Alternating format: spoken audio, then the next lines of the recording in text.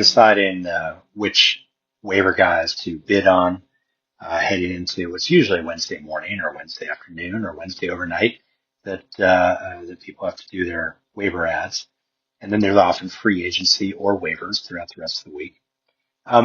What I like to do in those scenarios is think about tiers, that the levels of intense interest that my opponents are going to have in certain players, because that's going to help me understand who can I just kind of wait on because no one's probably going to be interested in them, or bid low if you use free agent dollars, waiver dollars, and which ones are probably going to be out of reach. Like last week, I didn't even bid on Trey Tucker. I have a $200 fab free agent budget and didn't even bother. I think he went for like $50 or something like that, 50 fake dollars. I would have never bid that much for Trey Tucker, but I just figured, yeah, someone's going to bid a lot. The same is true this week for Woody Marks. Good thing I got him last week. I got him for, or maybe it was 2 weeks ago, for like $20 of fab, something like that, which at the time was steep, but I went for it because I knew what I wanted. I wanted a guy with a decent shot at getting spot starts down the stretch, and or mid-season if Nick Chubb flops and Joe Mixon's not ready. And it looks like that second idea is coming to fruition or is getting closer. Woody Marks is going to be one of the big prizes. And, Kenneth Gainwell is another big prize. I think people are going to invest heavily because of the big numbers, and people are drawn to that. And I get it. And psychologically, that makes me want to focus on them less because I would rather not feel pressure to get someone who I don't think is going to keep that up. It's unrealistic. I mean, Gainwell has been someone I've really been tracking since he came into the league, 4 or 5 years ago. I think he's a former 4th round pick. I can't remember. And he was always behind some Eagle running back, right? Behind Miles Sanders, and on through the line. And he's basically been one step away.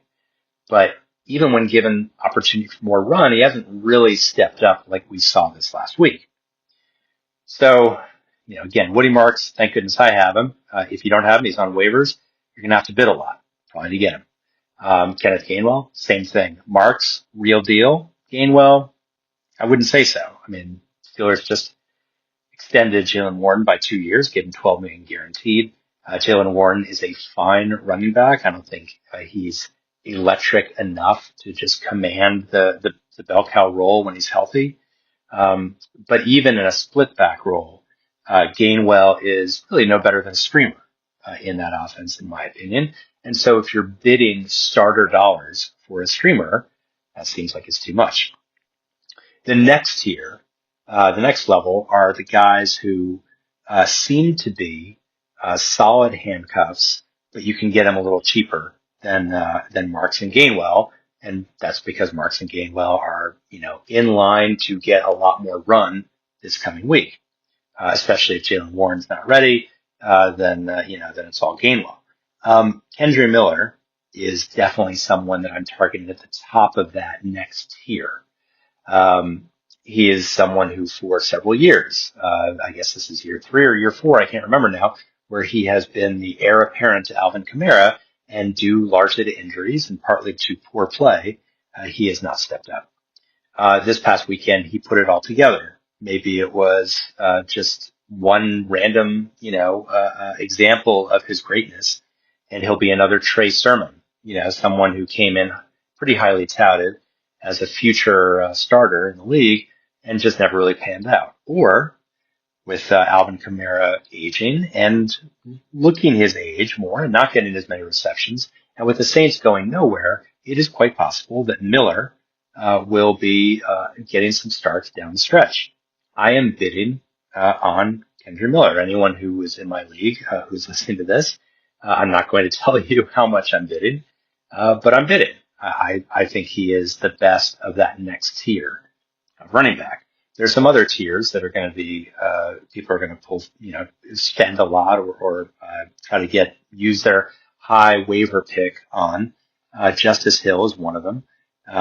He broke that huge, 70-yard touchdown or something like that. That ended up costing me a win to be honest, because I had the Chiefs defense. They lost 3 points on that play, and I ended up losing by 2.5 points. So go figure. But I'm not emotional about it. Justice Hill is someone who, if I liked Justin Hill in fantasy, I would bid on him. Great. But Justice Hill is a little like like Kenneth Gainwell. We've seen what he can do in little spurts, but is he really going to get the consistent touches necessary to start him with confidence? No, you're adding him because you hope that he gets 6 to 8 touches and gets you a score or gets you a couple catches and gets you, at minimum 7 points. That's kind of what you're hoping for with Justice Hill. You might get it, you might not. So, as a mid-tier desperation running back, yeah, sure. Xavier Scott also falls into that same camp. Um, Scott is an interesting case because a lot of receptions in college. He isn't necessarily going to wow us on the ground. We'll see if that changes. But he is capable of catching the ball. And we saw, I think it was 6 catches this past week. And so if that's his new role, if Jordan Mason is taking a back seat on passing downs, then yeah, I mean, Xavier Scott could be coming up huge. I'm not sold yet. And, when Aaron Jones comes back, Scott would slide into the number 3 role unless he's somehow taken over the starting job by that point, which seems a little far-fetched. And so if you get Scott, it's a short-term rental where you're hoping the receptions will continue. That's basically it. Which isn't bad if you need it. It's just, I think his ceiling is pretty capped.